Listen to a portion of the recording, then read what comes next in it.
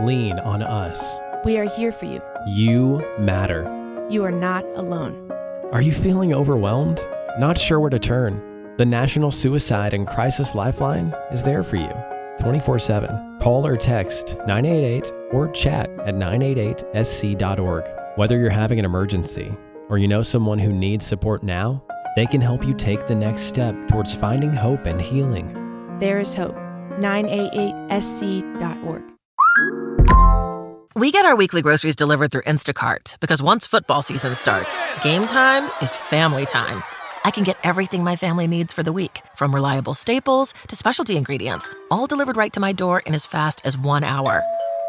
So I can stay on my game without missing a minute of the game. Visit instacart.com or download the app to get free delivery on your first 3 orders. Offer valid for a limited time. Minimum order $10. Additional terms apply. Instacart. Add life to cart.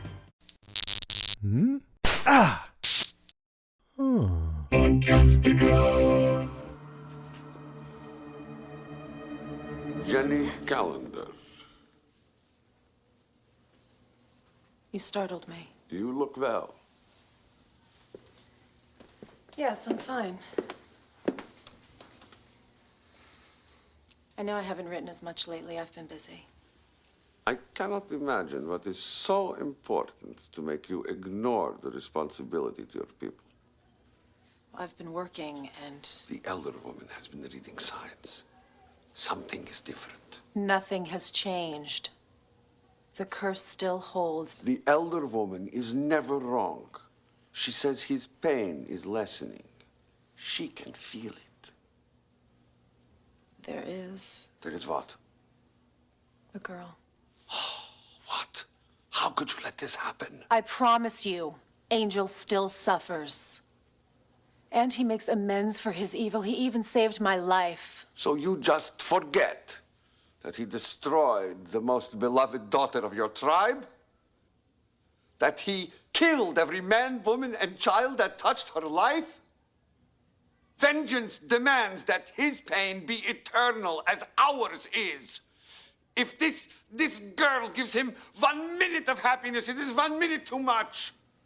I'm sorry. I thought... You thought what? You thought you are Jenny Calendar now? You are still Yana of the Kalderash people. A gypsy. I know, Uncle. I know. Then prove it. Your time for watching is past. The girl and him, it ends now. Do what you must to take her from him. I will see to it.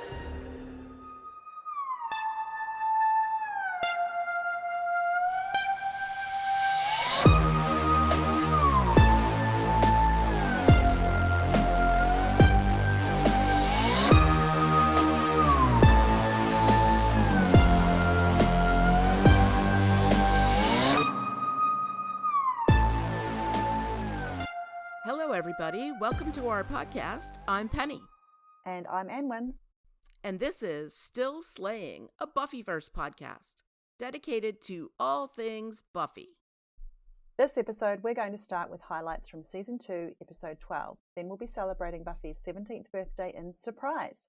Season 2, Episode 13, directed by Michael Lungy and written by J.W., Rob Deshotel, Dean Batali, and Marty Noxon. Original air date was January the 19th, 1998.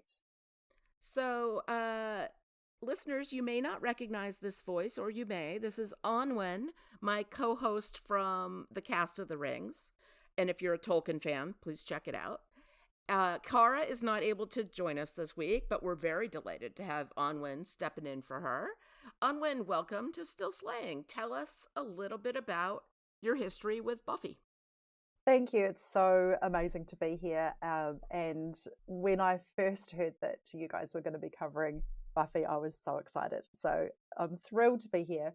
Back when Buffy aired, I did have a lot of family and friends who were really into it, but I didn't watch it at the time. You know, this was when TV was on TV. It played once a week and you watched it or you didn't. I did come to it a few years later. My sister-in-law loaned me the box set of DVDs. And Buffy had just finished the year before, and Angel was still airing. So it was sort of towards the end of that kind of Buffy on TV era. And it was actually when I was tour guiding for the Lord of the Rings tours. It was in 2004. So I took the DVDs with me, and I had this little portable DVD player, so that when I was done with frolicking around Middle Earth during the day, I'd go back to my hotel room at night and I would immerse myself in Sunnydale. And it was a really great way to watch, because you could not have to worry about any of the kind of less appealing, slightly dud episodes. You just watch them and then clip straight to the next one. So it was like the early 2000s version of streaming. Yep. You could actually just binge it and keep going. And then when the box set of Angel came out, I rewatched everything in order. So it was actually, there was a list that came out on the internet that was not exactly air date order, but they grouped them into appropriate kind of sequence, I guess, where you'd watch a few episodes of Buffy and then maybe 2 of Angel and then a couple of Buffy. And story-wise, it really made sense, and it was fantastic for those crossover episodes. And so it's been at least 15 years since I watched through. So it's been really amazing this time around, following you and Cara and getting to relive that experience. And I guess from a really different perspective, which we'll get into, because I think it changes when you watch this in your 20s compared to in your 40s. Oh, definitely. Yeah, same for me. I was in my 20s when it came out originally, and when I originally watched it, and I am now 51. So I find myself not even identifying with Joyce. Like, I've moved right on to Giles. Yeah, I get you. It's so funny, because I really, he was the older guy. He was the teacher figure, the adult figure. And because I was still quite young and wild and free at that time, I think I identified a little bit more with the Scooby Gang. And then he was the grown up. And now I look at it, I'm like, okay, he's like 6-7 years younger than me in this show. Yeah. And I can understand all his trials. And yeah, I get that this time. Didn't then. He was too dad-like. So funny. Yeah. So last episode, I got all excited when we were talking about how Willow's fashion is horrible this season. And we were talking about a particularly bad sweater that was in season 3. And I was like, oh, I know what one you mean. It was in The Wish. But it was not in The Wish. It was in Doppelgang Land. So anybody who was listening who knew I was wrong, I admit I was wrong. And now we all know that.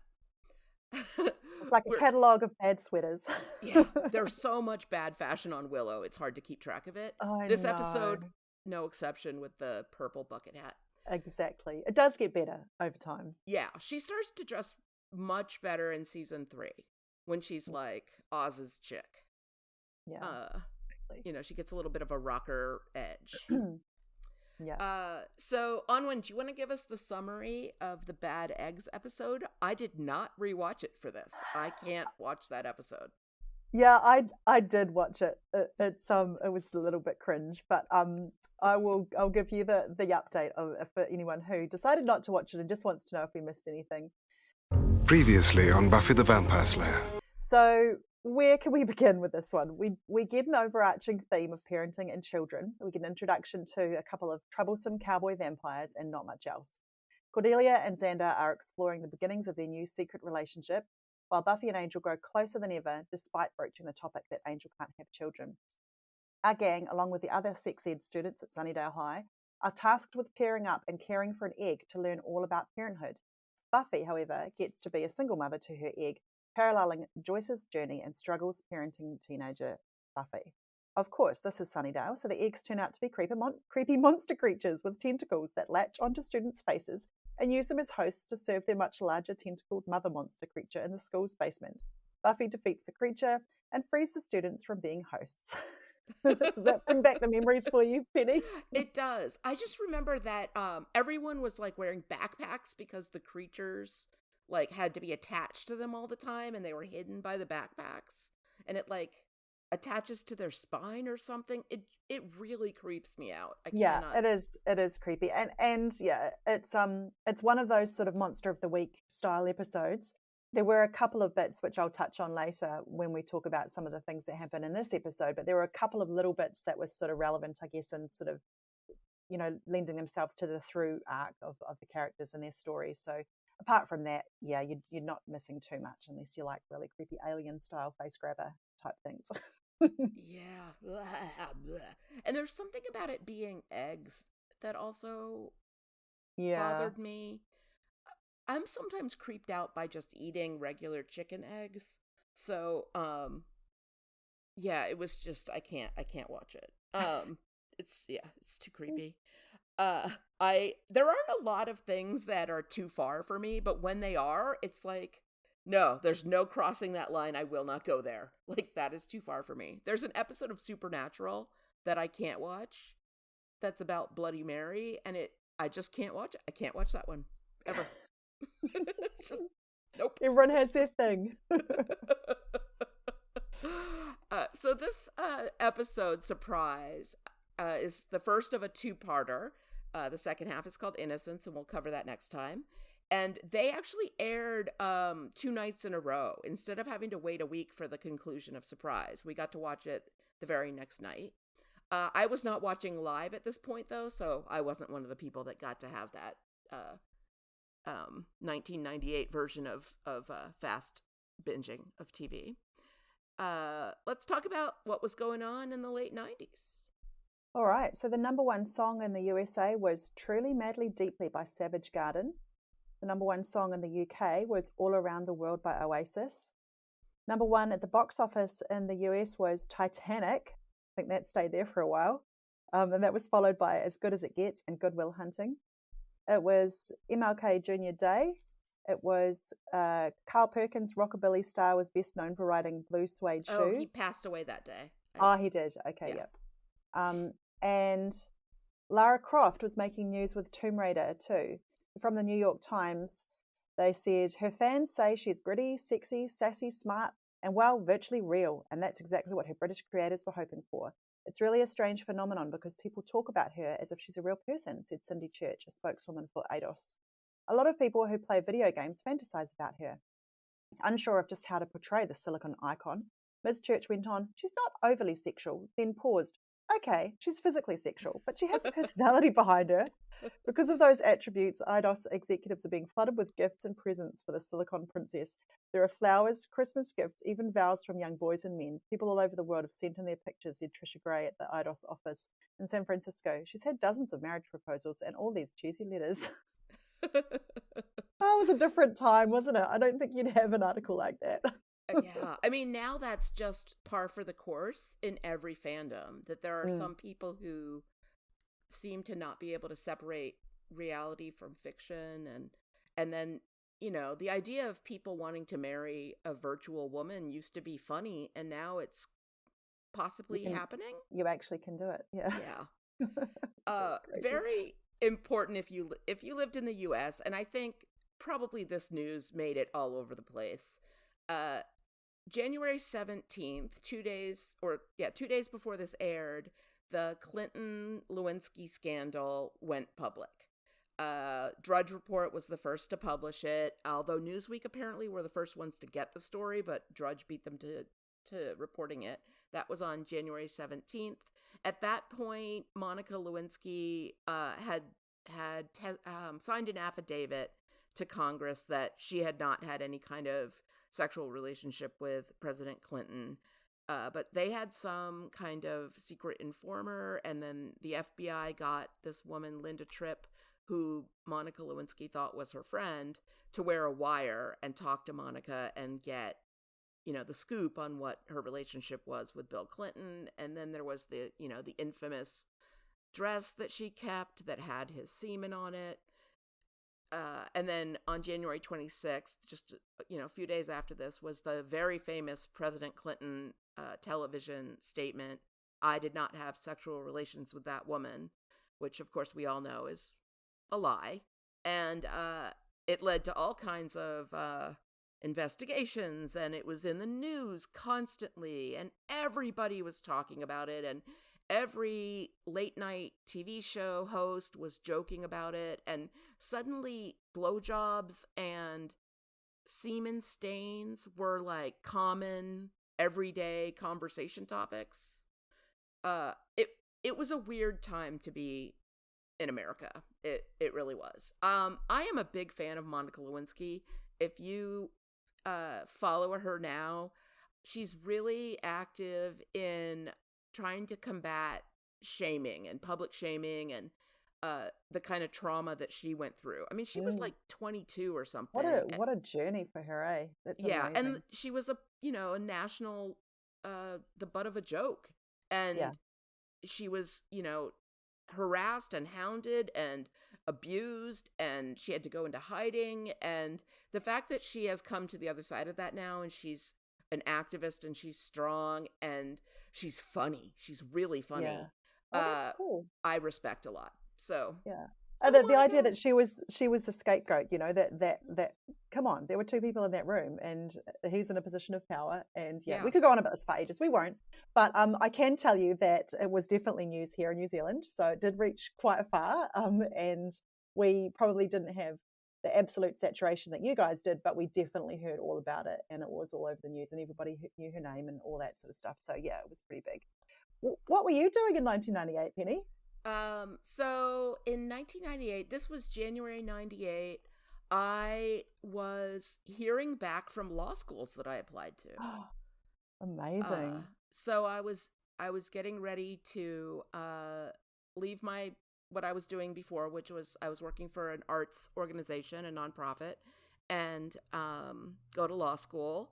And I applied to, I think, 7 law schools, and got into a couple and went to NYU, which I'm very happy with that decision. But it was a crazy time in my life. I was very stressed, and I was planning and saving money, and it was a crazy time for me. Yeah, and you were young to do that. That's pretty cool. I was definitely young, wild, and free. I had just I'd spent a little bit of time working in hospitality and tourism, and I'd been overseas and lived in England for a year. I'd come back to New Zealand. I was working at a hotel and living that kind of lifestyle. And then pretty much the weekend after, I guess, this aired, I went to Sydney for the weekend. I had the most amazing weekend. It's funny that we mentioned Savage Garden, because I went to Sydney to see U2 play in their Pop Mart tour with a friend. And we stayed in the hotel that was the same chain as the one that I worked at in New Zealand. So we got a good deal, and it was like staff rates, and they really looked after us. We went to check in, and they're like, okay, well, let's see if we can put you on the 10th floor. Oh, no, wait, Elton John's whole crew is on that floor. Let me see if we can put you on the 11th floor. Oh, no, wait, we can't put you there because Savage Garden's taken that floor. I will just put you on the top floor, and you can have access to the club lounge. And we're like, okay. And then it was U2 was there, Savage Garden was there, Elton John was in town. It was Pride weekend as well in Sydney, which was huge. There was great. Drag queens walking around the streets, and we actually bumped into Savage Garden in the lift, and we didn't know who they were, but they had that air about them of, oh, look who we are. But we were like, oh, that's Savage Garden. It's funny. Yeah, I wouldn't have known who they were either. Good times. I love hearing all those flashbacks. Like, it really does take me back to that time. It's cool. Yeah, it's funny. Doing this rewatch, it is reminding me of what it was like when TV shows aired when they aired, and there weren't even like box sets of DVDs coming out yet. If you missed it on the air, you had to wait for like a holiday marathon to ever see those episodes again, or try to catch them in reruns. And it wasn't until like the early 2000s that they started putting out like seasons of TV shows on DVD, and it would sometimes take years for a season to come out. Yeah. It's so different now. It's like it's on streaming right away. You can watch all of them. You can pause, rewind, watch it again and again. You can slow it down even. It is reflected in the writing. I think that a show like Buffy is much simpler now than it would be now. The stories have fewer elements each episode. There's not as many characters, because, like, can you imagine trying to watch Game of Thrones? I was just going to say Game of Thrones. In a world where, like, if you go to the bathroom, like that, you miss someone? Yeah. Like, it would be impossible to have the kind of quality TV we're all enjoying right now back when you couldn't rewatch or rewind or any of those things. Yeah, it's nice, and yeah. it's nice. It's in some ways, I'm trying to figure out whether it's comforting viewing to me because it's old and familiar, or whether part of it is that it's a more simple structure, and maybe in some ways a slower pace, in some ways a quicker pace. It's sort of like stuff happens and it gets done, and it's either episodic or you have a simple theme that's carried through rather than 18 different families all warring each other and trying to keep up with names and houses. And yeah, I get you. Yeah, I never had to open a laptop in front of me while I was watching Buffy with a list of the characters and how they're related to each other. So true. Which I definitely needed for Game of Thrones when I started watching it. Lean on us. We are here for you. You matter. You are not alone. Are you feeling overwhelmed? Not sure where to turn? The National Suicide and Crisis Lifeline is there for you 24/7. Call or text 988 or chat at 988sc.org. Whether you're having an emergency or you know someone who needs support now, they can help you take the next step towards finding hope and healing. There is hope. 988sc.org. Looking for a fun way to win up to 25 times your money this basketball season? Test your skills on Prize Picks, the most exciting way to play daily fantasy sports. Just select 2 or more players, pick more or less on their projection for a wide variety of stats, and place your entry. It's as easy as that. If you have the skills, you can turn $10 into $250 with just a few taps. Easy gameplay, quick withdrawals, and injury insurance on your picks are what make Prize Picks the #1 daily fantasy sports app. Ready to test your skills? Join the Prize Picks community of more than 7 million players who have already signed up. Right now, Prize Picks will match your first deposit up to $100. Just visit prizepicks.com/get100 and use code GET100. That's code GET100 at prizepicks.com/get100 for a first deposit match up to $100. Prize Picks, daily fantasy sports made easy. So let's get into the main episode, Surprise. And you are our guest, so you get to start. Thank you. Well, I'm going to dive straight into the main theme of this, and my first point is Buffy's loss of innocence. So these 2 episodes, and we're only going to talk about the first one now, but as a pair, these 2 episodes mark a really huge development point for Buffy. So it's not just her losing her virginity, although that is part of it. The main point that I take from it is Buffy finds out that people are not what they seem. And this began with the 2 recent episodes, Lie to Me and The Dark Age, which sort of start that turning point for Buffy. So in Lie to Me, it was one of the first episodes, and there are lots throughout, where she learns that people aren't what they seem. So her friend Ford comes back to town, and his motivation to become a vampire, she realizes that he lied to get what he wanted. And there's quite a look on her face when she realizes that her old friend had lied to her. And she feels sorry for him, but she did still feel betrayed. And she takes a step closer to growing up when Giles tells her the pretend story at the end about how everyone lives happily ever after, and she knows it's a lie. And it's just that another little step in her kind of losing some of that naivety and innocence. And then the next episode, Dark Age, that's the one where with the demon, where we see a little bit of Giles's past, and Jenny Calendar gets taken over by the demon. So we find out about Giles's past, and he only tells Buffy so much. And I think that was a shock to her, like, hang on, but aren't you just this guy who tells me everything, and you're the Watcher, and that's all I need to know about you, and you're a one-dimensional father figure. And then she realizes that he's got this past, and he won't tell her. And then she sort of realizes that it's a different kind of deception. It's a deception by omission. She's not allowed to. There's some stuff that she's not allowed to know. And she realizes how much Giles has kept from her. And it's kind of like when you realize that your parent is a person, an actual human being, with their own past before you were born. And, she sees, for Buffy seeing Giles, and also for us, seeing him so tormented, I actually found it quite upsetting because, he was so sort of mild-mannered and one-dimensional before that. And then suddenly you see him being really deeply affected by all this. And the conversation at the end of that episode where Buffy and Giles discuss what happened is so moving. Like, they're just standing in the corridor at school, and they really talk about what that means and how it means to grow up and to understand each other. And she actually says something like, I didn't realize you were a person. And that conversation wouldn't have happened in season 1. You know, like it sort of it marks the start of that closer relationship and the understanding between them. It goes so much further in the rest of the seasons. But that was kind of the setup, I guess, for this episode. And I think we've had little snippets throughout the last, 5 or 6 episodes that really show the build up to this episode. I think this is quite a peak kind of episode in the season. And I found it interesting, especially on second watch, to notice that the episode opens and closes with Buffy in bed.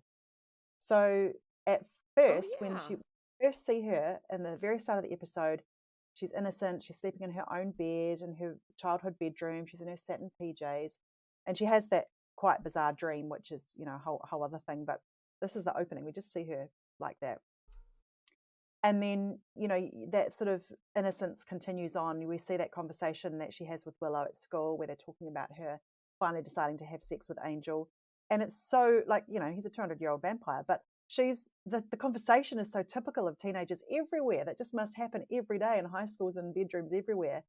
Really sweet, really naive. Oh, I really love him. I think it's time. I think we're going to do it. Like it was so typical and so sweet. Definitely been the Willow in that conversation in high school. Where my friend was like, oh, and I was like, oh, it's so exciting. You're going to have sex for the first time. And really, like, what was happening was not cool. Like, right. Yeah. And like adult me looking back is like, oh, that was not a good situation. But I was a kid and I thought like getting to have sex was cool. I mean, and you want to be the supportive friend, but you might not have the insight into really what it all means. And you see that from Willow. She's just like, wow. Oh, wow. That's all kind of all she can say, like it's all, really special. And, it was quite amazing when you see that scene between the two of them. And then in the last scene of the film, so we see her in bed again at the very end. She's taken that next step in a relationship. They go back to Angels, after this fight, they're all wet and traumatized and she's shivering. And this is that classic line, you just get under the covers just to warm up. Yeah, right. I was like, yeah, that's what they'll say. And then of course they kiss and ... I've got the ... because we've just finished watching both Mamma Mia movies, and they talk about ... to mean going off and having sex. So she finally gets together with Angel, and we're going to see the repercussions from that obviously in the next episode. But I really enjoyed this kind of arc, and I think watching it again, with the distance of time to kind of see it from a perspective of having more experience in my own life, was quite interesting to see, and I think it's written really well. I think they did the build up with Buffy and Angel quite well in terms of that it wasn't just we're just girlfriend boyfriend and we kiss sometimes and then boom. They really did that tension well over a number of episodes of what it meant to each other. So that was pretty cool. But yeah, it was a definite turning point for Buffy for sure. Yeah. For me, when I actually first started watching Buffy, I think I started watching right after these 2 episodes. And I hadn't seen anything up till then, and I just was like, oh, so this Angel guy is evil, but he used to be her boyfriend, okay. And I just like went from there. And then when I went back and watched it later in life, I realized how lucky I was that I came in at that point, because it's really when the show went from like a good, interesting show to like, oh, it's like that. It's like going to get deep, and it's going to really talk about pain, and it's going to, take risks, which again was also not a thing that was happening in the 90s, right? And TV shows, there was like happy ending at the end of every episode and like simple story, and all the main characters don't even get hurt ever. And this devastating thing that's about to happen to Buffy was shocking. And it's I feel like it's the risk that proved that the show was worthwhile, but also that like got other shows to start taking bigger risks. Like I don't think there would have been an Alias or a Lost without Buffy first to be shocking. Yeah, definitely changed things. And the concept, I think, probably grew for the creators where they were like, we want to show normal teenage experiences that every kid has through high school, but we're going to show it through the lens of supernatural, creepy stuff that goes on. And I think that helped to make it more extreme, but also it just meant that they had that license to kind of explore those more deeply in themselves, which made it into a really great show. And then later on with Angel, you kind of get that takes another step sort of into more interacting with the real world, not just with your kind of high school world. Yeah. Well, since we were already talking about Buffy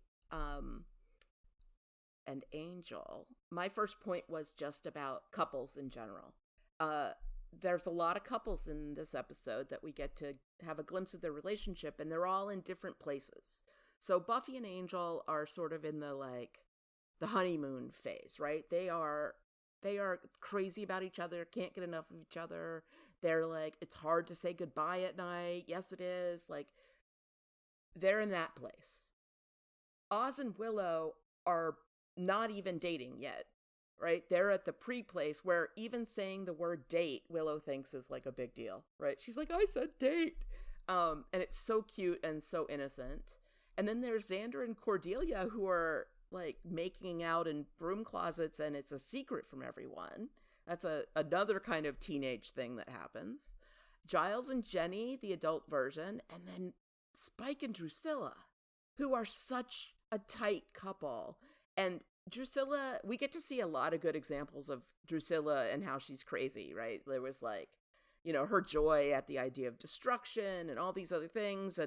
And when she sort of goes crazy about the flowers and like starts to freak out, and Spike is like, so we'll change the flowers then, honey. He's like her handler, right? And she needs him because I think crazy Drusilla probably gets herself killed pretty easily if she doesn't have I can pay attention to the real world Spike, like guiding her through life. Even though she's his sire, he very much takes care of her and is the leader of that little pair. There's a point where Angel says something about Drusilla. He's like, she's crazy enough to do it. They use the word crazy a lot throughout all of this show, Buffy and Angel. It's not really great parlance now. Like, we're supposed to not use that word as much to describe people, but this is a 90s show. We're going to have to use the 90s words. Like gypsy is offensive, but it's all over the show. How can we avoid saying it? So just acknowledge that it's offensive. We talked about this, I think it was last time, about the age difference between Buffy and Willow, and how easy it was for me when I watched the show the first time to be like, whatever, he's a vampire, but she's the Slayer. Normal rules don't apply to them. And Buffy even jokes about it to Willow when she says, you think he's too old because he's a senior? My boyfriend had a bicentennial. But when I think about it, the fact that Angel is more than 200 years old and Buffy is 17, and then I look at the way they interact, and she's so in love with him, and he is letting himself get carried away like he's also a teenager, but he's not a teenager. If he was an 18-year-old having that conversation with Buffy where they're like, I like seeing you at nighttime, I like seeing you at morning time, at bedtime, whatever, it would be cute and romantic, and it would be, a movie that would star like Shailene Woodley, and we'd all love it. But I cannot stop being creeped out by Angel being 200 years older than Buffy now. It really creeps me out. When she goes to check on him after her prophecy dream, or she doesn't know if it's a prophecy or not yet, but her dream, Angel is like, it's fine, I'm fine, let's make out. Same way he was when she was like, my mom's dating this guy Ted, and he's a jerk, and I don't like him, and he's like, kiss me. And I used to love Buffy and Angel together, and now I don't. I'm really like, can't wait till she gets rid of that guy.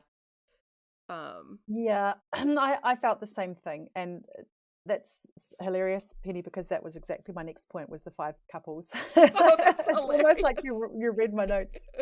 But I feel the same about Buffy and Angel in the same way. You know, we talked about that tension of over those episodes, things getting hotter between them and they finally have sex. But again, Buffy's expressing these concerns to him and he just kisses her and sort of shuts her up. And then she goes, "Oh, I don't even know what I was talking about." And you know, that it's sort of, I guess when I first watched it, it sort of seemed romantic, and now I look at it and I go, hang on, he's not honoring your, you know, you're expressing your emotions. And they do definitely seem to be in love with each other. You know, they're obviously, she is, and I think that he is too. He's resisting it and so on, but also, I guess one of the things that helped me think it was romantic back at the time is that David Boreanaz is just one of the most beautiful human beings on earth. Like, He really oh my is God. extremely handsome. It's just gorgeous. But definitely noticed it much more now this time that he kissed her instead of listening. And, you know, it's not, like you say, it's not for the first time. But it's not, you know, as much as they're in love with each other, it's not an equal relationship, and nor can it ever be a healthy long-term relationship. And they sort of sprinkle clues about that. Like, remember in Bad Eggs when they talk about vampires not being able to father children, and she's kind of like, it's fine. But her kind of, that's fine, is more her fatalistic kind of, I'm probably not going to live that long anyway because I'm a slayer. Yeah. So which is pretty dark. And I do think about the age difference. You know, it's, if you think about it for too long, it is really creepy that he's 200 and he's had all this experience before and after becoming a vampire. You know, like he was this, I don't know how much flashback we've seen so far, not much. I think that'll probably be coming later in other episodes, but you know, he'd had some experience in life before he became a vampire, and then lots since then, you know, really evil, dark stuff. And I mean, I think the acting was really good, and you definitely feel your heartstrings being tugged, you know, when they're saying goodbye. You can feel that yearning between them. And it's another example of that, the aim of the show that I was talking about before, to explore the normal teenage experiences, enhanced by this supernatural situation. So instead of your boyfriend just going off to college, he's taking a demon arm on a container ship to the other side of the world. But the feelings are the same, and they're recognizable and really relatable, I think, to people. But yeah, definitely a different type of viewpoint, I think, when you watch it from a little bit later in life, when you kind of know what you want out of life, not just a tall, dark, handsome stranger kissing you to shut you up. Yeah. Sarah Michelle Gellar has this amazing expression she does when Buffy sees Angel. She softens her whole countenance, and she gets these like puppy dog eyes, and it makes her look so young and so vulnerable. And I went back and watched a couple of like clips from earlier episodes, and I was like, yeah, that she does it regularly, and in this episode is like the king of that expression that she makes when he's like, I want to kiss you or whatever, when she's in his weird basement apartment. She makes that softened face, and all I could think was like, don't let down your guard. Like, it's so scary knowing, you know, what's going to happen. There was a cut scene that I think is really interesting. I found the dialogue from this cut scene, and it's between Jenny Calendar and Giles. And she says, they're talking about Buffy's dream. And Jenny says, I guess it makes sense. I mean, all of Buffy's senses are heightened. Why should her intuition be different? And Giles says, precisely, it's not unheard of for the Slayer to start having prophetic dreams and visions as she approaches adulthood. And Jenny says, adulthood? Buffy's 17 tomorrow, Giles. Don't rush her. Giles says, I'm not the one rushing her. While I loathe to say it, the fact is, the Slayer rarely lives into her mid-20s. It follows that she'd exhibit signs of maturity early on. Her whole life cycle is accelerated. And Jenny says, still, you should be careful about treating her like a grown-up. Like this thing with Angel. Have you even talked to her about it? Giles, I suppose I try not to pry. Jenny, maybe you should a little. The way she talks, it's clear she has intense feelings for him. Giles, well, yes, they're friends. Jenny, they're more than friends and you know it. Giles, I'm not her father, Jenny. Jenny, she looks up to you. She'll never actually say that, but she does. And I just think at her age, it's easy to get in over your head. She could make some bad choices here. Trust me on this one. And then Giles, I'll keep an eye on it. Right now, I'm worried enough trying to think of the right birthday present. Interesting. I wonder what the choice was there to take that out. I mean, I'm sure that it was partially just time and they had to cut something. But I also wonder if this scene was before or after Jenny's conversation with her uncle where he says, take Buffy away from Angel. Although she never tells her uncle that Buffy is the Slayer and how that might impact any of their actions. Like, she just says a girl, and maybe she's trying to protect Buffy by keeping her anonymous, but taking a girl away from Angel and taking the Slayer away from her boyfriend are two completely different things in my head, and would require different actions. But I don't know if that conversation with Giles was Jenny truly being concerned for Buffy or trying to get Giles to drive a wedge between Buffy and Angel. Yeah, well, that leads really nicely into my next point, which is about Jenny Calendar. So awesome. It's interesting because she, having watched this the first time, I just thought, oh, she's really cool. She's an ally for the Scooby gang, and she's this love interest for Giles, and she seems really caring and supportive, but also cool. She's like the cool adult. And then this episode, we learn that she's been sent there by her people to make sure that Angel's still suffering. But in doing so, I think she has ensconced herself in this group, and she's realized that Angel is good, and she kind of almost doesn't want to fulfill her mission of even just watching. But now her uncle comes along and he tells her that she actually has to do more than just watch. She has to take Buffy away from Angel because he's not allowed to be happy. And I wonder whether if that conversation that they cut, if it had been before or after that conversation with her uncle, if it would have changed our view of her or maybe her motivations. Because if you just look at that on the surface, it's really caring. It's really intuitive and insightful as to Buffy's character and her well-being and making sure that she's okay. And she's bringing this different perspective that Giles might not have thought of, just about her and her development and her safety, I guess. But if you look at it from the lens of they need to kind of stop this because she's actually trying to stop it because of what her family's saying, that's there as well. Like that's a well-written scene, because it can be either. Yeah. It could be beforehand and she's just caring. It could be after and she's caring, but also she's just trying to break them up because that's her job now. And it's quite creepy when she offers to drive Buffy to meet Giles, and she has this real dark look, and you think that she's taking her somewhere dangerous. And because it's been 15 years since I watched it, I was like, oh, something's up with Jenny Calendar. I can't remember exactly what, but this isn't right. And she's being sneaky and naughty, and oh no, she's going to take Buffy away.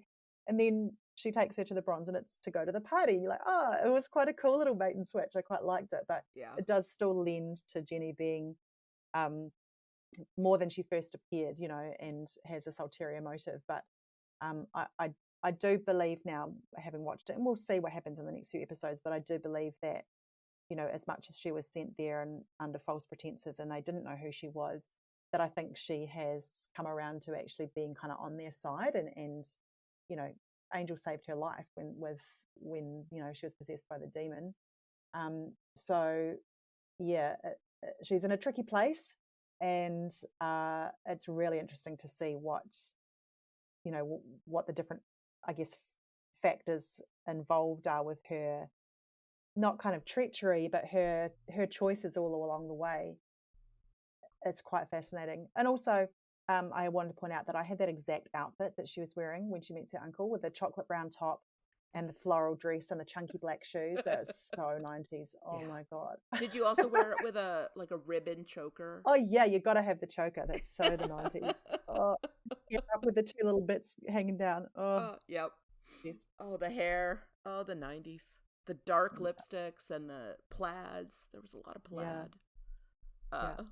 I still like that look, but I'm like, I think I might be too old for that. I'll stick with my... It's all coming back. That's the thing. It goes in circles, doesn't it? Yeah, it does. Uncle Enyos, Jenny's uncle, is played by character actor.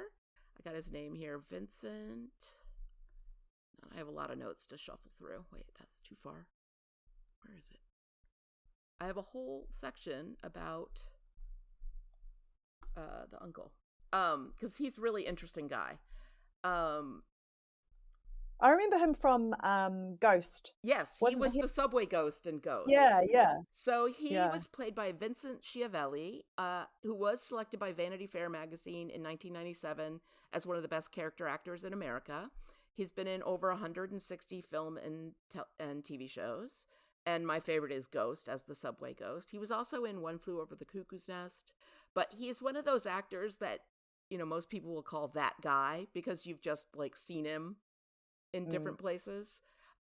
He also is a food journalist, and he won a James Beard Award for food journalism, in 2007 or something. So he's well-rounded, interesting person. So different. He outlines for Jenny that she is, first of all, she's still Yana of the Calderash people. He's so condescending to her when he's like, "You think you're Jenny Calendar now?" It's so interesting because I guess he's sort of accusing her of trying to pass as not being a gypsy. And then she's like, I don't forget. I didn't forget. I know. And he says, are you just going to forget that he destroyed the favorite daughter of our people and killed every man, woman, and child that touched her life? I have always wondered, and I have never found confirmation, is the favorite daughter of their people, is it Drusilla? Are they talking? Is Drusilla a member of the Calderash people? It's unclear I've to me. never heard anything like that, but the story is very similar, and I wonder whether it's just that's what he did. That was his MO. Oh, so his pattern. He did that to Drusilla.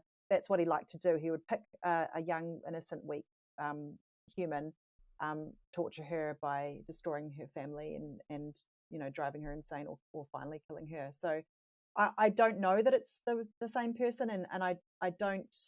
When you see Drusilla in flashback, she seems quite a high class kind of aristocratic. British. Maybe doesn't fit quite so well with that. But I think it's just another example of how evil he was. I don't think it's connected. That makes me feel very comfortable with that in my mind. So thank you very much. Yeah. And then she tries to argue with the uncle and say, he's making amends. And the uncle's like, we don't care about amends. Vengeance demands that his suffering is eternal as ours is. I like sort of thinking about how vengeance and justice are not the same thing. And some people really do get those two things confused. These Calderash people only cared about Angel's suffering. They didn't care about stopping him from killing anyone else. That was never the goal. They just wanted to make him suffer. It's a fun. I mean, giving him a puzzle. soul did have the good side effect of him not going around killing many other people. Yeah, exactly. Yeah. One other thing about Jenny, Buffy sees her walk through her second prophecy dream. It's just a flash, Jenny just walks by, but it's enough to make Buffy say, take note and be like, all right, there's something about Jenny. Just because she's in the dream. Yeah. And I'll say no more because otherwise I'm going to get spoilery. Yeah. It's really easy to get spoilery. And yeah. We try, but I don't think we're ever going to be 100%. I am really keen to know if any of the listeners are watching for the first time. Please write in, even if it's just a really quick Facebook message or anything. I'd love to know if there's anybody out there who's always wanted to watch Buffy, has now got the motivation to do it by listening along and is watching for the first time. I'm really super keen, so please let us know. Yeah.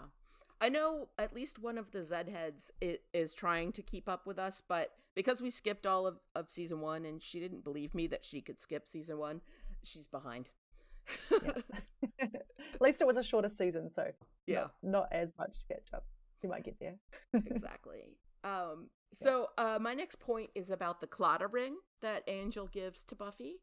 And after this episode, when, he gives it to Buffy as a birthday present. The claddagh ring became a very popular symbol among Buffy fans. It was also really popular, at least in the US at that point. Like, things that were Celtic and Celtic symbols were really, really big in the late 90s.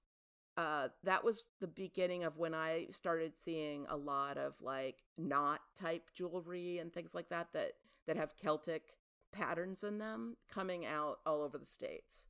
I have Celtic ancestry, so I've always been sort of like happy that it was popular. Angel says to Buffy, "My people, before I was changed, they exchanged this as a sign of devotion. The hands represent friendship, the crown represents loyalty, and the heart, well, you know.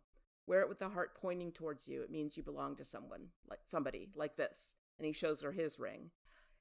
This is the first indication we get that Angel is Irish. That will later be confirmed in future episodes. But that was the first time that there was any inkling of it. The design and customs associated with the claddagh ring originated in Claddagh County, Claddagh, the town of Claddagh in County Galway in Ireland. That's where its modern form was first produced in the 17th century. And Galway has been producing claddagh rings continuously since at least 1700. There are many legends about the origins of the ring. It's said that it was invented by somebody named Richard Joyce, who was a silversmith in Galway, but then there was also a goldsmith who got credit named Thomas Mead. And the way that you wear a claddagh ring is the intention is to show your relationship status. So on the right hand, with the point of the heart facing towards the fingertips, the wearer is single and looking for love. On the right hand, with the point facing toward the wrist, the wearer is in a relationship. Someone has captured their heart. If you wear it on the left ring finger, with the point of the heart toward the fingers, the wearer is engaged. And on the left, with the point facing towards the wrist, the wearer is married. Apparently, it's very traditional for mothers to give these to daughters or grandmothers to pass them to granddaughters. It's a tradition in Ireland. Well, it's a lovely tradition, and I love the explanation. Thank you. I was aware of the claddagh ring around that time as well, actually. I think it became quite an international thing. People would wear them, and the same thing, there was in the sort of 80s and 90s, I think, that just Irish culture, came out to the rest of the world to be a little bit popular, like you say, with some of the designs, the jewellery, the Celtic knots and things like that. And you had bands like U2 and the Hot House Flowers and Clannad and some of those bands that kind of brought, some of them brought a little bit more of the traditional aspects of Irish music and culture out to the rest of the world. And the moment when you see them, Angel giving that ring to her again, you get that look on Buffy's face of just utter and sheer devotion, and he's giving her this. It's a pretty big moment. And then he goes to say, I, and then of course they get attacked by the vampires. But yeah, it was definitely the next level of their relationship, and I don't know whether there was something in the writing where they were like, okay, we're going to have a 17-year-old in high school have sex with a guy. Mm-hmm. Do we need to have something that really cements their relationship to make sure that she knows that it's legit and that it's real and he really loves her and he's got this sign of commitment? That might have been intentional in terms of the timing of that. Yeah. That, okay, it's all right for her to have sex with him because she gave her a ring. He gave her a ring. It's kind of proper. Like the marriage scene in Romeo and Juliet, right? They secretly get married, just the two of them with the friar, and that sort of sanctifies the fact that even though they're two 15-year-olds, they have sex in the play. And then there's a similar sort of not real but symbolic wedding scene in West Side Story, which is an adaptation of Romeo and Juliet. I hadn't ever connected that, and I'm really glad you said it because it enriches that scene for me.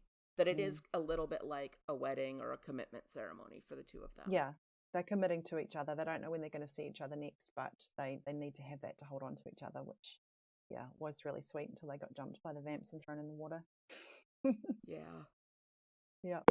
Discover, this is Daniela. Hi, it's Jennifer Coolidge. I just want to thank you for making me feel so special. I earned cash back on debit for my dinner party groceries. That's great, but with Discover Cashback Debit, we give everyone cash back on everyday purchases. Anything else I can help you with? Do you like asparagus and mushroom sorbet? I've got leftovers. Introducing Discover Cashback Debit, a checking account with cash back. It pays to Discover. Eligibility and terms at discover.com/cashbackdebit. Discover Bank, member FDIC. With Lucky Land Slots, you can get lucky just about anywhere. Dearly beloved, we are gathered here today to... Has anyone seen the bride and groom? Sorry, we're here. We were getting lucky in the limo and we lost track of time. No, Lucky Land Casino, with cash prizes that add up quicker than a guest registry. In that case, I pronounce you lucky. Play for free at LuckyLandSlots.com. Daily bonuses are waiting. No purchase necessary. Void where prohibited by law. 18+. Terms and conditions apply. See website for details. So for my next point, I'm just going to circle back because one of my points was about the 5 different relationships, and you definitely touched on that. I just had 1 or 2 other little bits to say on that.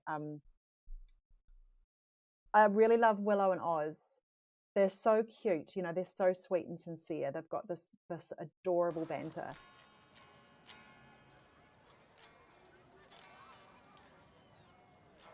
Hey. Hey. Do you guys have a gig tonight?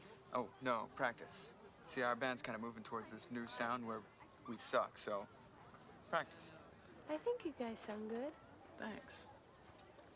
I bet you have a lot of groupies. It happens. Now, I'm living groupie-free nowadays. I'm clean. Oh. I'm gonna ask you to go out with me tomorrow night. And I'm kind of nervous about it, actually. It's interesting. Oh, well, if it helps at all, I'm gonna say yes. Yeah, it helps. It creates a comfort zone. Do you want to go out with me tomorrow night? Oh, I can't. Well, see, I like that you're unpredictable. Oh, it's Buffy's birthday, and we're throwing our surprise party. It's okay. But you could come, if you wanted. Well, I don't want to crash. No, it's fine.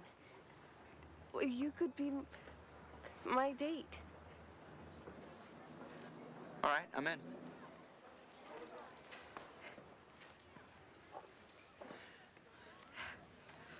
I said date. And it's proper flirting, but they're so open with each other about that even to the extent when Oz says, I'm going to ask you out. And it's kind of, I'm nervous about it, just so you know. And she's like, okay, well, then just so you know, I'm going to say yes. And then it's so funny when she goes, oh, no, I can't. It's so cute. And then his reaction, oh, well, I like that you're unpredictable. Yeah, he's just so dry about everything. It's really cute. And I just think their relationship, it's so wholesome. Like at this point, the beginning of their relationship, it's so cute. It's so wholesome. And I really like it because it contrasts with all the other relationships, so all of the other relationships are quite weird in their own way, and I think it makes the other ones, it sort of throws into relief how cute they are and how odd the other ones are. You talked about Xander and Cordelia. It's mostly comic relief at this stage, Yeah. It's just funny. She's in denial. She's ashamed of him. He wants to be out in the open, and things will develop later, but it's quite interesting at this point. It's just funny. Giles and Jenny, it's the only grown-up human relationship. They've already been through a lot. Like that time that she became a demon and tried to kill him. That's going to bond you. And then there's also now that kind of tension to it in our eyes where we know that she's there under ulterior motives. So how much of what she's doing is real? Is her feelings for Giles real and all that kind of stuff? But overall, I think it serves as quite a balance to the teen relationships because they are grown-ups. Again, slightly different, a little bit of an age gap there. I don't know how they're supposed to be, but the actors at the time, she was 28 and he was 44. It's a 16-year gap, which is acceptable, but it's still quite, it's very normal in the 90s, probably less so now. Yeah. Just in terms of being portrayed and being normal. And then, of course, Spike and Drusilla. I love how the tables have turned with them. So they've got this incredible relationship, but it used to be the other way, that she was weak and he would have to protect her, and you know, he was very physically strong, and now it's turned that he's physically weak, she's physically really strong, but like you said, he still has to be there to be her minder. Pretty much, he has to kind of manage her psychologically and manage her behavior and what she does, because she's just so off the charts insane, you know, literally insane. She's driven that way, you know. So they really do love each other as much as they can without having a soul. They do anything for each other. Yeah. And that's quite cool to watch, as much as they're evil and moustache twirling and so on, but the fact that they are so into each other. And I love when the judge meets them and says that they stink of humanity and they share affection and jealousy. I think that's quite cool. And without any spoilers, sort of, you know, giving that little snippet at the beginning of what's possible for Spike, in terms of actually having, you know, affection. Yeah. I think that's really cool. He does really love Drusilla. It's one of the things that makes Spike so lovable as a character, because if he was just the bravado and the evil and the having minions and the leather jacket, it would be shallow and it would get old fast. But just not appealing. With Drusilla, it gives him so much depth, because I can't help but always think about, like, oh my God, every time they go to a new city, he has to be like, don't get yourself caught, and it's the 20th century now, and like, and she likes to have parties apparently, so he's constantly trying to keep her from like overdoing it. It's interesting. He must be a very patient person in some ways. Yeah, he's tolerant. He's very tolerant of her. Yeah. I loved what they did with her look. So the change from being innocent and weak, she's wearing white, and it's a very childish kind of Empire line dress. And then she gets her power back, and she's suddenly in these sexy red dresses and corsets, and the way she's moving is different, and I love that, what they did with it. And when she's just wild to watch when the judge kills that accountant vamp, and Drusilla just goes crazy with delight. She can't stand it. It's amazing. Do it again. Yeah, she's so happy. Incredible to watch. Yeah.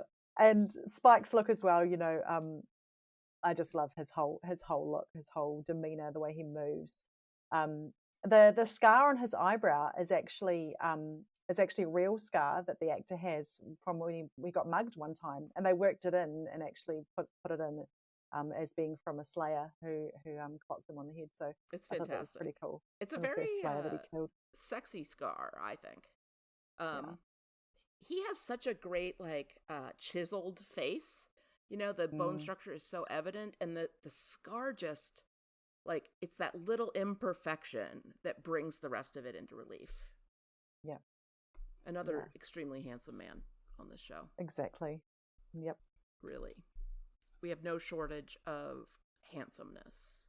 I want to talk about the judge just a little bit. I always do this game of trying to count how many apocalypses Buffy has averted. And when I get to the judge, I'm always like, does that count as an apocalypse that she averted or not?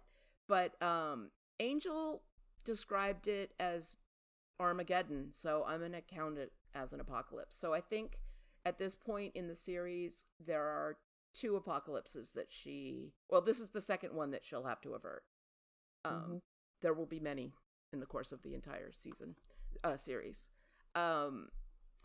When Buffy and Angel find the box, and they have that hilarious scene where instead of a birthday present, she gets the arm choking her at her birthday party. Angel recognizes it and says, you know, she wouldn't, and then Drusilla's crazy enough to do it. I think it's the judge, and Giles recognizes that and is like, this is he. And Angel describes that he was a demon brought forth to rid the world of the scourge of humanity. And later Giles describes the judge as, first of all, that it took a whole army to dismember him. No weapon forged can kill him. Those are sort of repeated phrases, but he says, "A true creature of evil." Oh, the judge is able to burn the humanity out of people. And Giles says, "A true creature of evil can survive the process. No human ever has." And Xander says, "What's the problem? We send Cordy to fight this guy and we go for pizza." One of the many times when Xander gets the comic relief in the show. And for once, it wasn't a quip about sexualizing Buffy, so I am pretty happy about that. It's true, but it's still putting someone down. Yeah. It's putting a girl down. It is. Yeah. I love when when he senses the humanity in the nerdy accountant vampire, and he says something like, he reeks of humanity. He reads books. Yeah. Ugh, reads books. Books.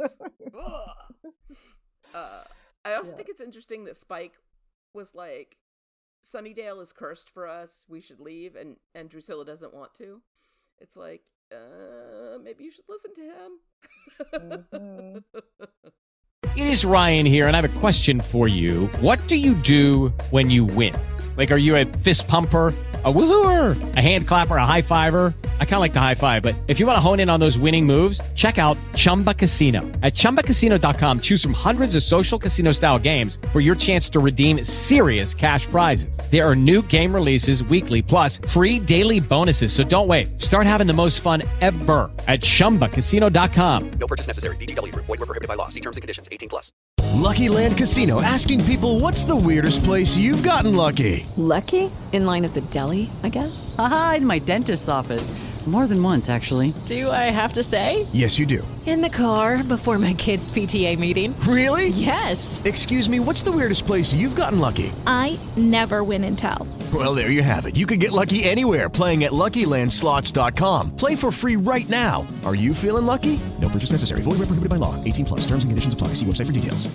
Yeah. The judge is an interesting one, and I actually remember feeling quite terrified because the fact that you can't kill him, that he's unkillable, that no human can do it is quite horrifying.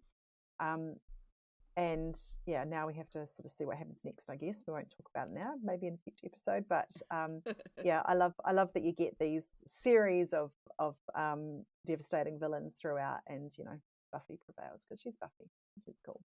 She's the best. I wanted to talk a little bit about the look of the show. Oh yeah. And really noticing it differently, watching it 15, 20 years later. And we talked a little bit about Jenny Callender's look. Buffy's flocked velvet shirt in the library scene. Oh, I loved it so much. It's like, that is so 90s. Someone needs to bring flocked velvet back. It's the best. I've been seeing it lately.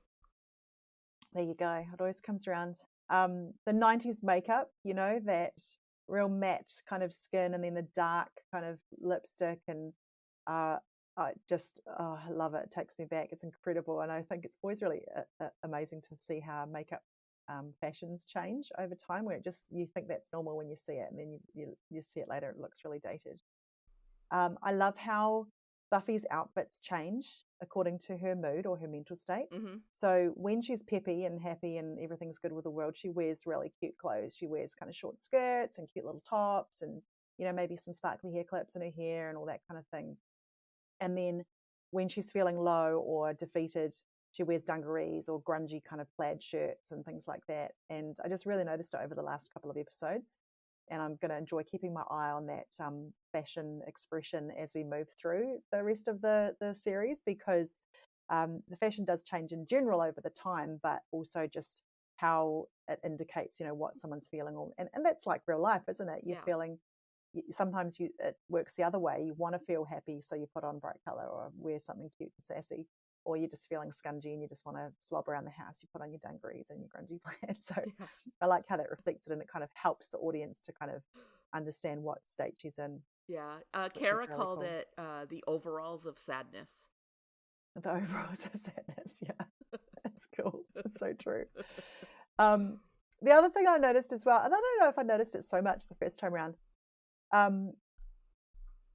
like, a vampire's always bumpy faced and then they go human on purpose to look normal. or do they look normal all the time and they go bumpy when they're enraged?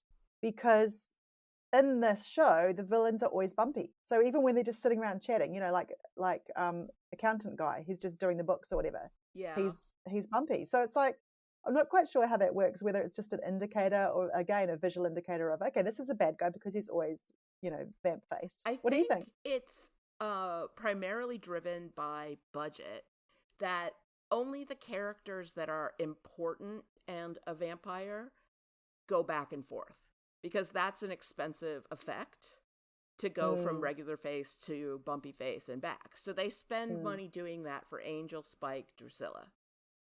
All the other vampires are just bumpy all the time. Yeah. Because it's just a They prosthetic, they right? turn up to set and they stick it on and they're done, yeah. Yeah. Yeah, it's I'm trying to remember how much we've seen it actually transform thus far in the series. How many times have we actually seen them morph from one to the other? I don't know if they've used it much yet. They do later. Yeah. But I think often now it's like, you put your head down and then you put your head back up again, and all those little film tricks that they do. Yeah. Rather than actually do it, because late 90s it was still quite expensive to do that in a kind of CGI And it kind of way. looked bad too. Like, so they Yeah, didn't was do it unless obvious. it was an important story moment. They Yeah. also, I remember reading that the important character vampires, Angel, Spike, Drusilla, whatever, had custom made fangs by like a special effects dentist. And most of the other vampires are wearing just like fangs that you could buy at Dollar like shop. a Halloween store. Yeah. Yeah.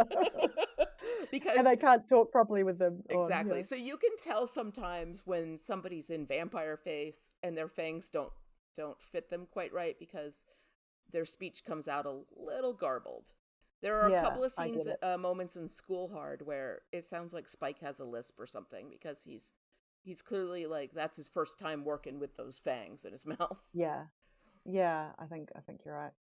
It's funny. We're so spoiled after 12 years of The Walking Dead and some of the best special effects that have ever been on television. And now when I look at older shows, I'm like, oh, I can see the plastic.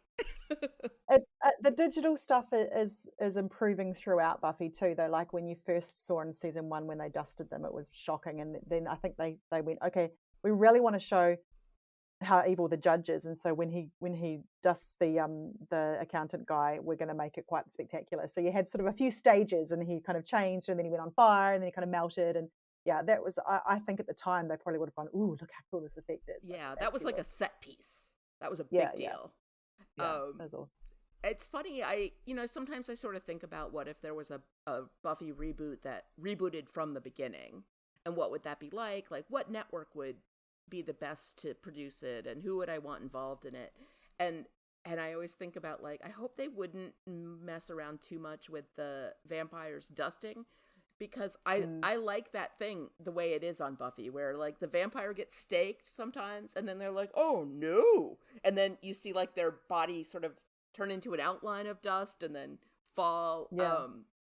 I that's my favorite vampire killing effect I've ever seen, and I want to keep it even if they reboot. It's great. So vampires in this world can have sex, and before I watched this, I was very into Anne Rice, and so my kind of benchmark for vampire mythology and what they can and can't do was based more on Anne Rice. And so with those, Interview with the Vampire and all of her other novels, when you become a vampire, you lose all kind of earthly human needs and desires. So they can't have sex, they can't eat or drink food, or whereas you see in the Buffy vampires are much more human. They can eat, they can drink alcohol, and they can obviously have sex. So I thought that was quite interesting. It's sort of the first point that you really notice that in the series when Buffy and Angel get together. So I thought that was quite interesting, bit of a different change. I also wrote a note here. Sunnydale has docks. Oh yeah. Like Sunnydale's this fictional Californian town, and up until now you don't really know about that. It's like, and then there's quite a few episodes later where they're like, check all the airports and all the docks and all the train stations. I'm like, wow, it's like Sunnydale is like Grand Central in California. It's got docks, it's by the sea. More than one? Everything. Yeah. There's a container ship just sitting there. There's nobody around, you know. Yeah, Sunnydale is a town that expands and contracts to fit needs. Yeah. You know, like because other times it seems like it's in the desert. Like, yeah, we won't talk too much about it. But yeah, there are points at which it seems very desert based, like it's more inland California. Yeah. And like there's that college that Buffy and Cordelia go to a party at in Reptile Boy. And it's like, oh, I guess there's a small college in Sunnydale. But then later, there's also a UC Sunnydale. It's like an entire university campus is in Sunnydale that nobody knew about up until now. It's just it's very TV convenient. Just whatever plot requires, then that's what they have. Sunnydale has docks now. We need docks. One of my favorite things about Buffy is that she is very resourceful and creative with her slaying. And good at finding weapons from her environment. And in this particular episode, it was a drumstick when she crashed through that window at the Bronze. That window, by the way, gets broken like 5 or 6 times a season. It's really cool. But the drumstick, I just love that bit. Yeah. And Cordelia pops up, surprise! Completely oblivious to what's going on. It's so cool, eh? Oh, the characters are just amazing. I love Oz in that scene as well, where they're like, what is that? And he goes, looks like an arm. Yeah. It's just so, he says it like it is. And the way he says, did everybody else just see that guy turn into dust? Yeah. It's like, it's cool. He just goes with it. The other thing I loved, I only noticed it the second time, when they're doing the round robin and they're calling their parents to say that they're staying at each other's house. And Xander calls his mum. And he goes, Mom, hi. And then he paused and then he goes, it's Xander. Like his mum doesn't know who he is, and that is so Xander. Like you can kind of get that he's that character because you know it's a really tiny little point, but man, you can kind of understand the way he is if his mum doesn't recognize him when he calls and says hi, Mum. Yeah, and I think he's an only child, so that's because I know that when I was younger, my mother couldn't tell the difference between me and my sisters over the phone. So if one of us would call her and be like, hey, Mom, can you come pick me up? She'd be like... That makes sense. If you have more than one gendered child. Yeah. Yeah. That does make sense. If you've got 8 kids or something, but yeah. Yeah. No, just ridiculous. I love how there's never any other students in the library. No, never. Even during class time. There's no students ever. It's really funny. And then my last little note was I just wanted to touch on their ages at the time of shooting. So at this point, Buffy was 20 and Willow was 23. This is the actor's age. The actor who played Xander was 26. Wow. Angel and Jenny Calendar are both 28 and Giles is 44. And I think Joyce is around similar age to Giles and maybe a little younger, maybe like 41, 42. And I think it's really cool. You know, they have these older actors that can play school children, and there's a very practical reason for that. So if someone's under 18, they have much stricter laws about how long they're allowed to be on set for. They have to have different break schedules. They have to have a guardian present and so on. So it was very common, especially back then, to have quite a lot older people playing these high school characters. When you think about Xander, he's playing 10 years lower than his actual age. It works. They're all pretty baby faced and so on. But yeah, Allison Hannigan especially looks like a teenager. She looks young. Yeah. She's the same age as I am. So I kind of when I watch it, I think, that's the stage that I was at, and it's really funny to watch. It's so funny. Some of the music in this episode was really fun. At Drusilla's party, the song that was playing, and Drusilla was very sexily dancing to it, was called Transylvania Concubine by Rasputina, which is funny because Rasputin was reportedly also impossible to kill and had to be dismembered by an army. So it's a little very subtle reference there. The other song was called Anything by Sean Clement, Sean Murray, featuring Kari Howe on the vocals, and that was playing during Buffy's first prophecy dream. And then a little bit of trivia, and I'm going to really ruin this, but in Buffy's dream when she sees Willow, Willow says in French, oh gosh, this is going to be embarrassing, "L'hippo a piqué ton pantalon," which means the hippo stole your pants. She says this to that little monkey. That's a throwback reference to her conversation with Oz near the end of What's My Line 2 when they're talking about animal crackers. And Oz is like, the monkey is the only animal that gets to wear pants. And then he does a little French accent and he's like, "I mock you with my monkey pants." And, that's cool. And then he says all monkeys are French. So that's why that showed up in the dream. And that's cool. Good spotting. Very cute. And that is everything I have that's not spoilery.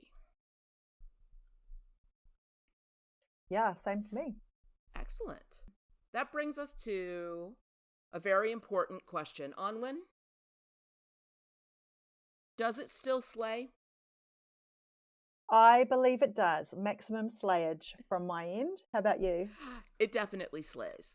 This episode is not as explosive as the next one, which is its closer, but it builds up all of the tension that's going to pay off in the next one, and I definitely think it slays. Excellent. We don't have any news, big surprise, since this show is 25 years old or 20 years old. And I still don't know exactly the Audible series that's coming out on October 12th. I'm still not sure if it's a one and done kind of thing or if it's going to be episodic, but we're definitely going to cover it on here. So, go out and listen to it when it comes out and send us your feedback. And we're going to have an episode, at least one episode about it, maybe several. Depends on how long it is. And we did get some listener feedback. Bronze things. Things of bronze. We have one from Instagram. Anwen, if you want to read that for us.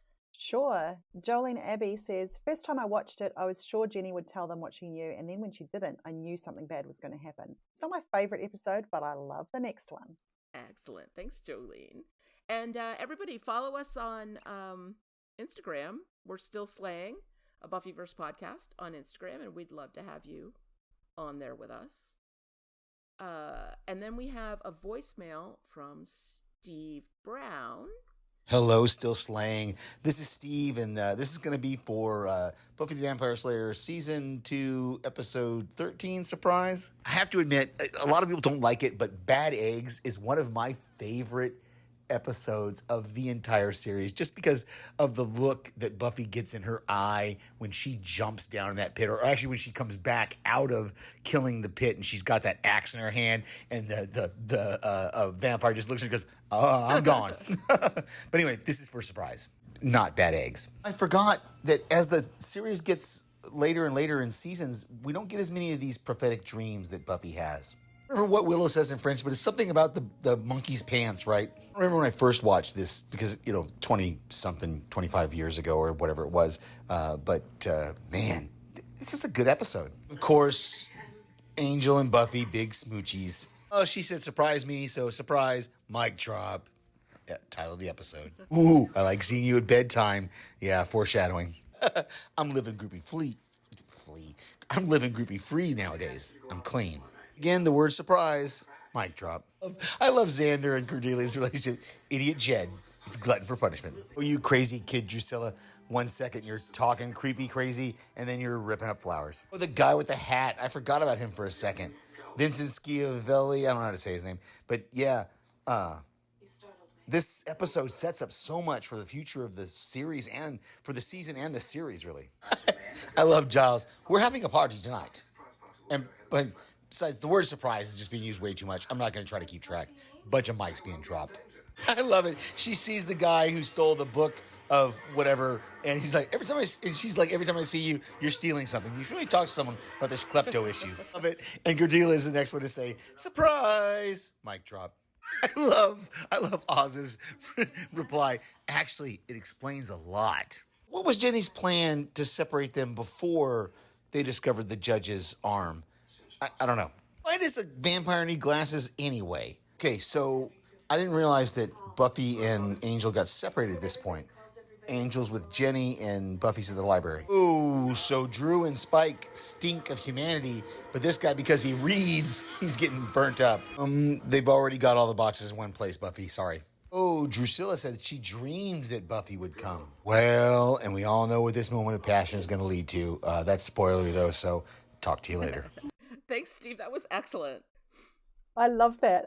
I just absolutely love that we get a live Steve from a show that aired 25 years ago. That's brilliant. That's fantastic. And I know Steve's a fan, so it's really cool to get his perspective on, the past and present and future of the show, which is great. Thanks, Steve. And someone to defend bad eggs, because it was not going to ever be me. There you go. All right, so that concludes the main section of the podcast. Stay tuned if you want to hear our spoilery discussion. And if you'd like to join the conversation or just find out more about Podcastica, you can find all kinds of information at podcastica.com.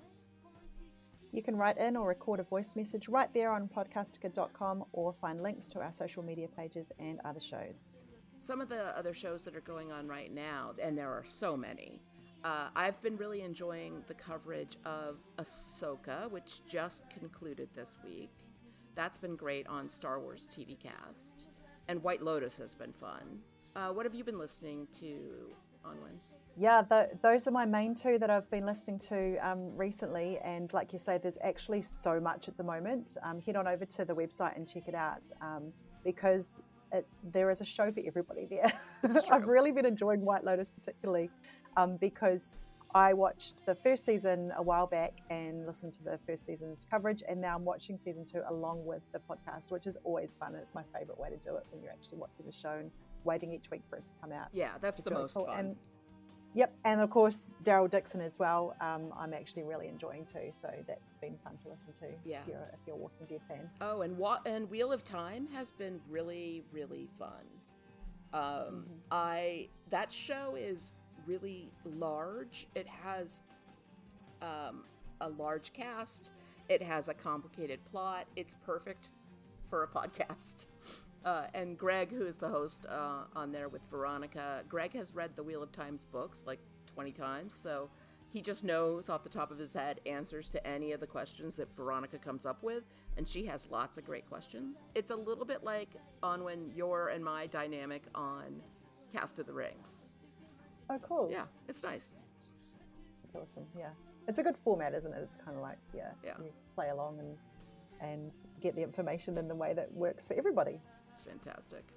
If you like what we do, please hit like, follow, and subscribe on whichever platform you're using. Send us a rating, send us a review. Those things help other listeners to find us. And also, honestly, when we get a friendly review, it really makes our day. Yeah, it gives us warm fuzzies. And the best kind of rating is a 5-star rating, as you know.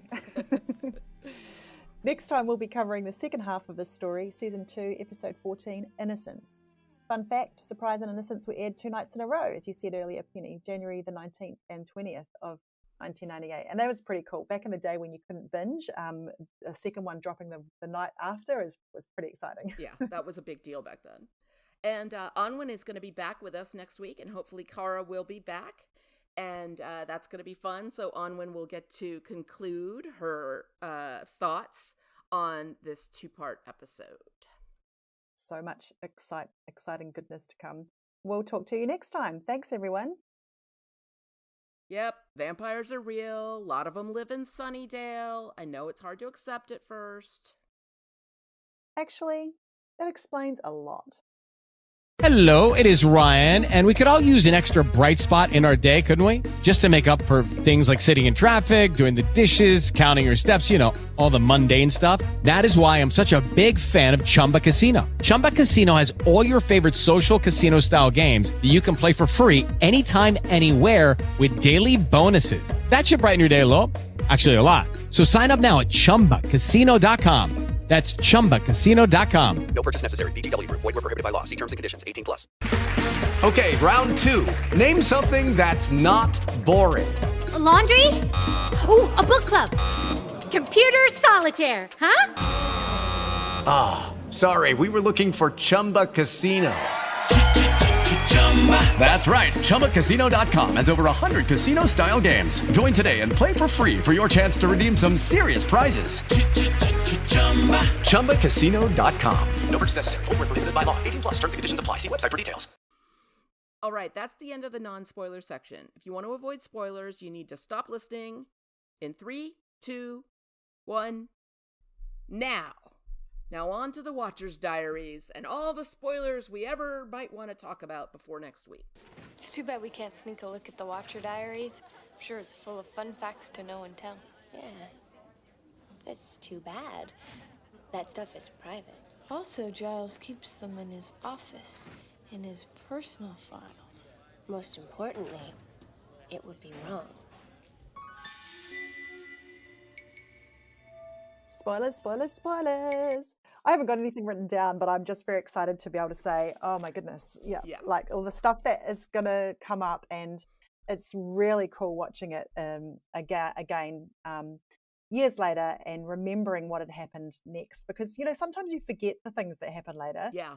Like I did with Jenny Calendar. I was like, oh, hang on, I remember something. I can't remember her very well, but something bad happened, and then she turned bad, and then was she actually good, and then what happened? So kind of lent quite a lot more to me watching it this time to go, oh, what was it again? So not with the full memory of what happened, but a bit of a knowledge about what went on. Was there anything that stood out for you this time around? I really was disturbed by the Angel and Buffy relationship, and during this rewatch more and more, I've been thinking that Angel, even though he is not Angelus, right?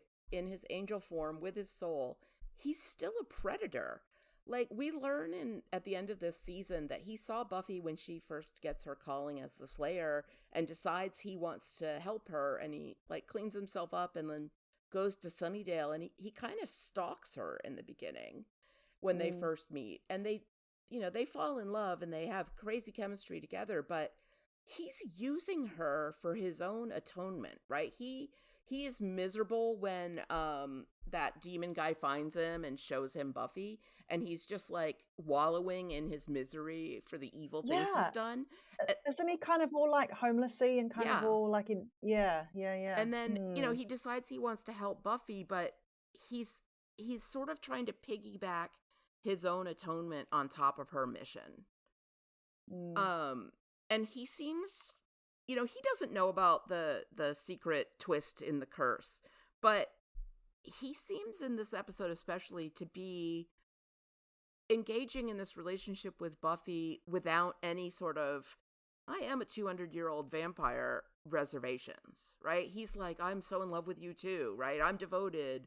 I'm committed to you. Like he's acting like he's an appropriate match for her. And it's knowing what's going to happen, and also knowing about the age difference and being much older myself now, I can't look past it. It really disturbs me. I wonder if it would be more, well, not more acceptable, but I wonder if it'd be more, evident that he has second thoughts, because he does say when he says he loves her, he says I tried not to. Mm-hmm. I've tried to resist her. I've tried not to. I would have liked to see more explanation in that. Why did he try not to, and what are his feelings? We don't actually ever hear why he thinks it's wrong or why he shouldn't. Like what's holding him back? And I'd like to know all that stuff, because it's sort of, is he just doing it for his own ends, or has he really fallen in love with it? And I do believe in the story that he has, but it's kind of like, if you've been around that long, you would have some insight into thinking about what might be wrong with that.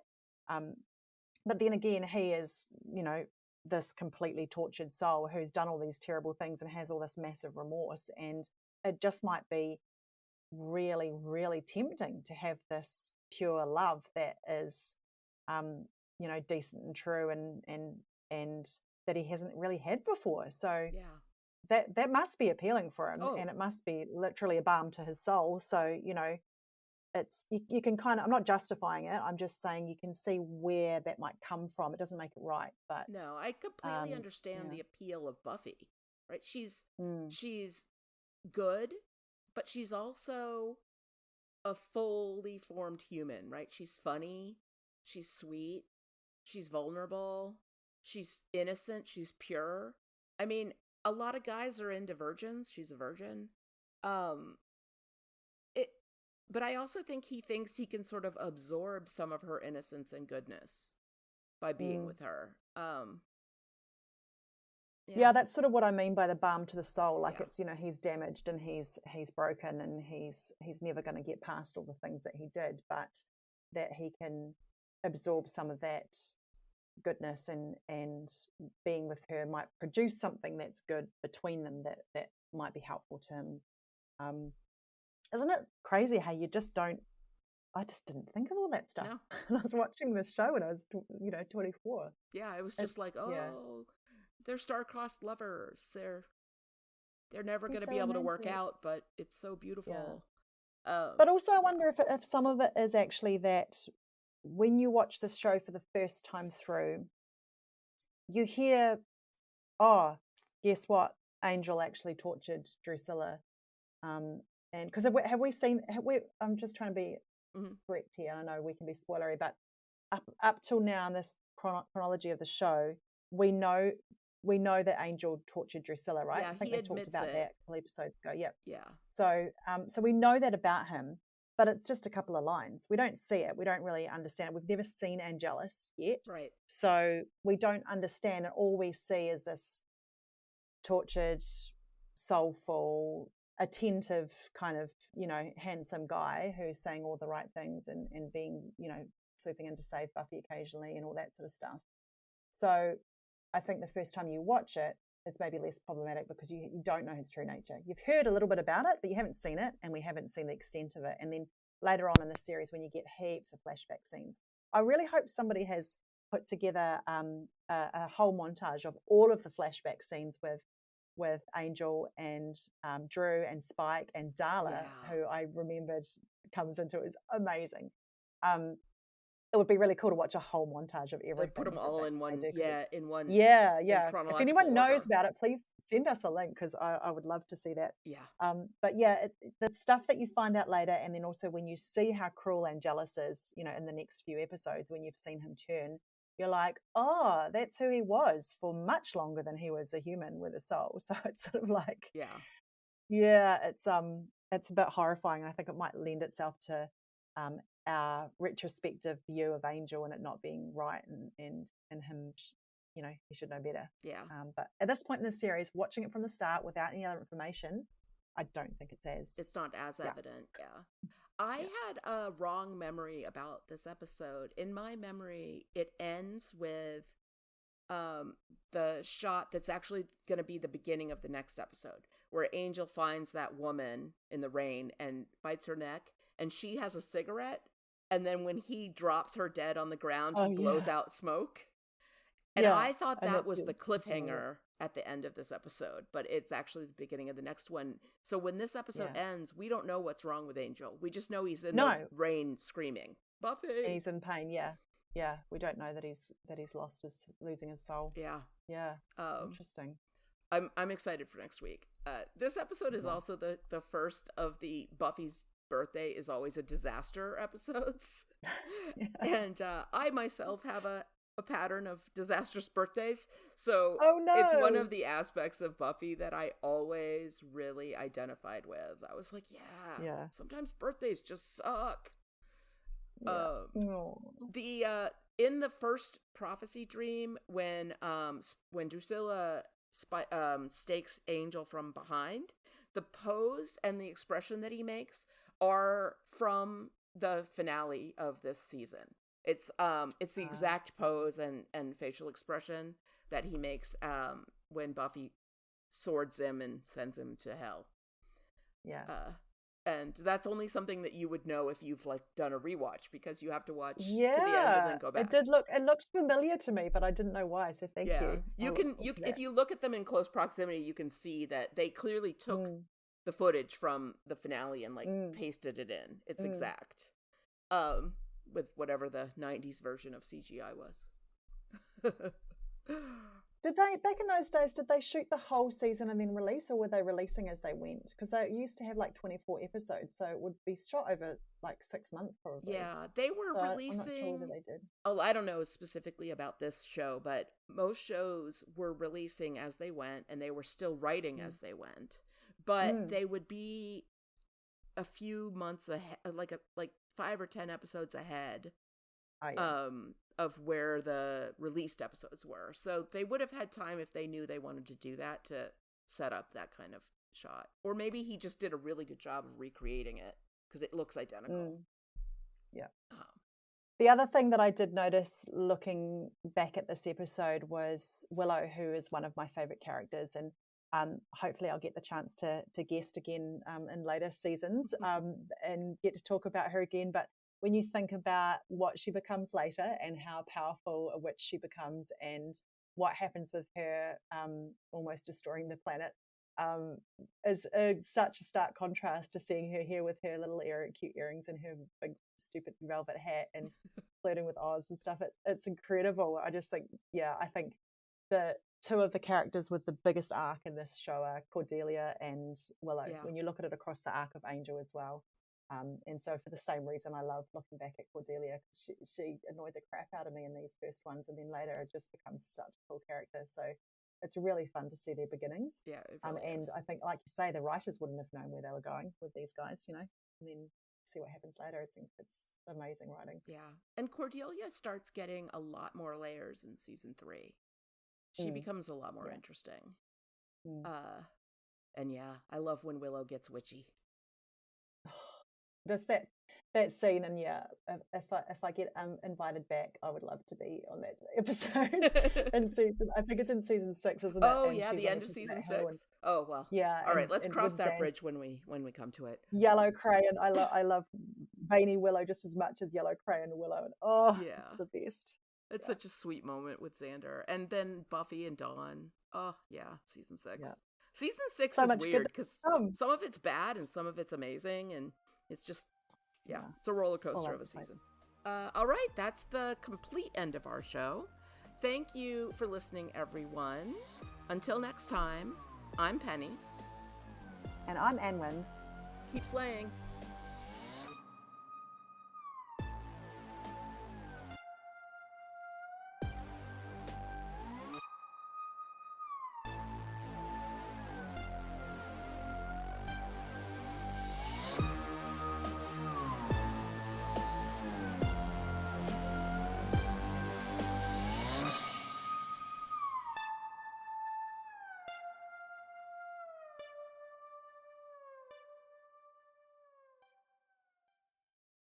Hello, it is Ryan, and we could all use an extra bright spot in our day, couldn't we? Just to make up for things like sitting in traffic, doing the dishes, counting your steps, all the mundane stuff. That is why I'm such a big fan of Chumba Casino. Chumba Casino has all your favorite social casino-style games that you can play for free anytime, anywhere with daily bonuses. That should brighten your day a little.